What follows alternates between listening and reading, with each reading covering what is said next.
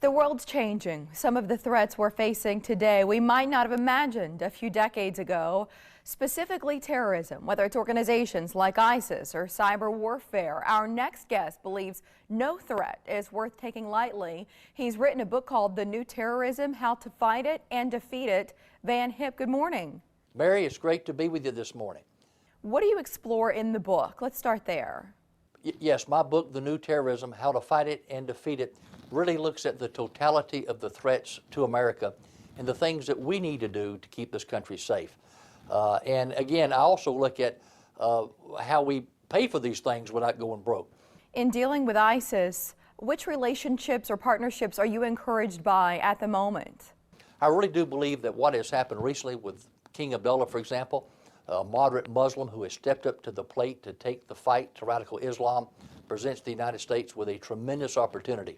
We need to stand with him and the other 5 moderate Arab countries who are engaged in the fight against ISIS to some degree, give them everything that they need. With soft targets like gatherings or regular office buildings, what are your concerns and how can those scenarios be addressed? The soft target scenario is something that is very difficult to defend. We saw the threat from Al-Shabaab about a week ago concerning the Mall of America. And people ask me, how do we defend against that kind of threat? And it really is the most difficult, particularly when you realize that so many of these bad characters and radical Islamists are here. And make no mistake, this is a fight against radical Islam and the global jihadist movement. It's not a fight against some gang or criminal enterprise, and it is the challenge of our time. So how do we deal with soft target scenarios?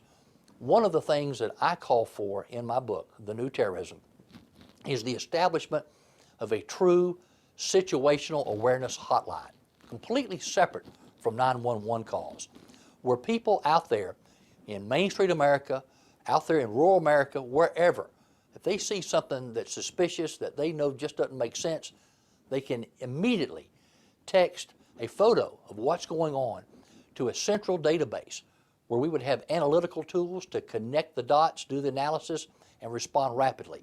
We need that kind of capability in America. And I'll tell you, if you'll talk there in Nebraska, for example, to your emergency management people, and particularly the emergency management directors at the state level, they know and understand and appreciate the need for something like this in America. In your experience, which threat do you believe we're least prepared for?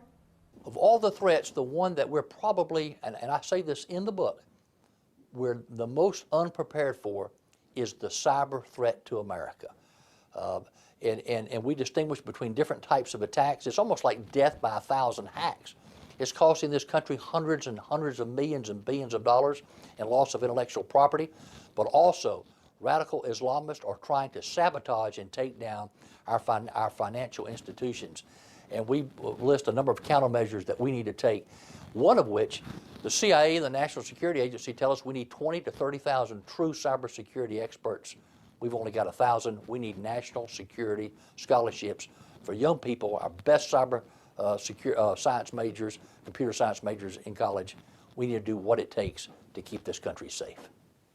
We'll leave it there. The New Terrorism is available now. Van's donating 100% of his proceeds to a scholarship fund for family members of fallen guardsmen. Our thanks to author Van Hipp. Now, Mike, over to you.